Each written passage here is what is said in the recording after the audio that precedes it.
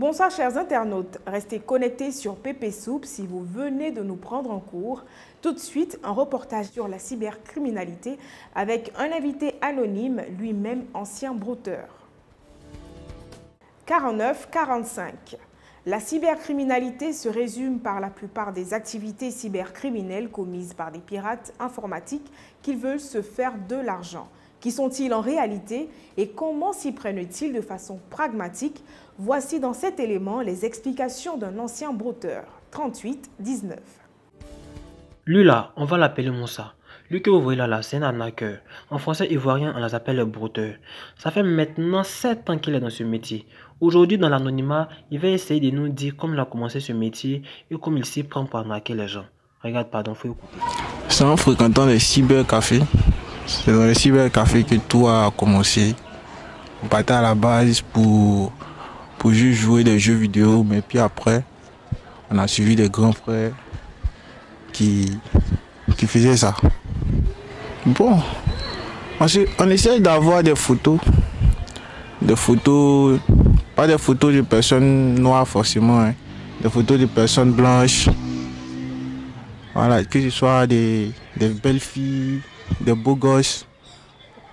Et puis on ouvre un compte, peut-être Facebook, un site de rencontre en fait, avec la photo.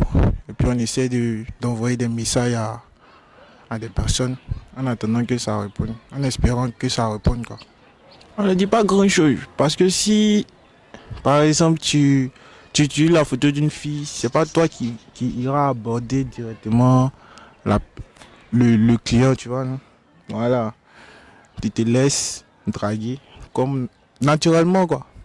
Tu l'envoies juste des messages pour qu'il sache que genre tu es connecté et puis pour poursuivre la conversation, pour que la conversation aille un peu loin. Si le client il commence à te montrer ses sentiments par message, vous causez quotidiennement, vous pouvez je sais pas comment dire. Tu peux inventer quelque chose, que ce soit une maladie ou un problème de caméra ou un problème de loyer. Voilà, ça dépend.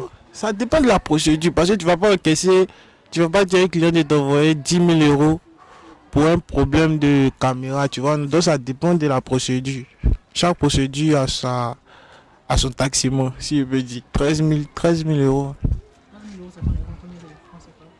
13 000 euros francs CFA. On dit 9 millions de francs CFA. Bon, c'est ça qui est ça, c'est ça qui est là aussi, hein. Voilà. Donc, on tient à rappeler que notre ami Moussa regrette amèrement ce qu'il fait.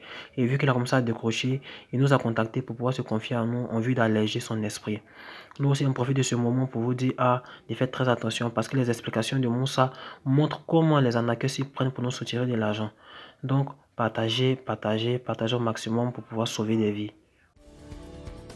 60-31.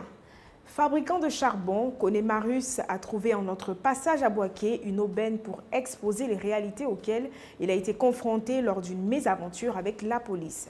Sorti en ville pour des courses, il s'est vu confisquer sa moto pour des raisons inconnues selon ses dires. On l'écoute dans ce reportage. 63. Voici le frère Connemarius. Lui que vous voyez là, il était coiffeur.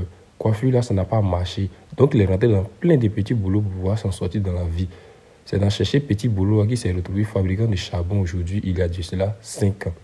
Aujourd'hui, à notre micro, il va essayer de nous faire part d'une situation inquiétante. Et pardon, il faut suivre. Nous les pauvres, vraiment, on est fatigués. Voilà, parce que ça me plaît ce que vous faites, vous comme votre travail. Ça permet aux gens aussi de nous voir. Ce n'est pas question de beauté, mais savoir ce qu'on dit.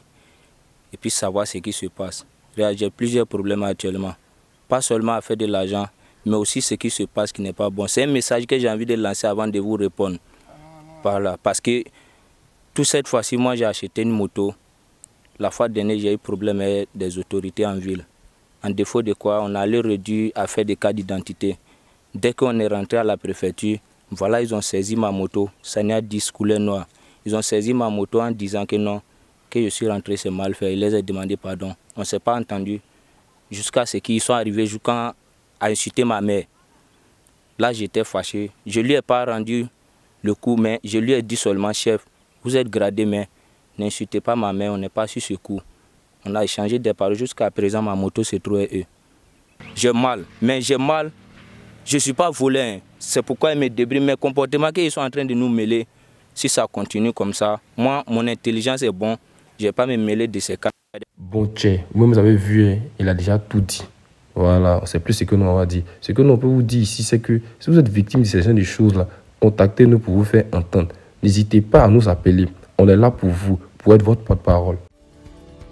Ce reportage met fin au Journal du Soir. Rendez-vous demain 20h pour plus d'informations venant des zones les plus reculées de la Côte d'Ivoire.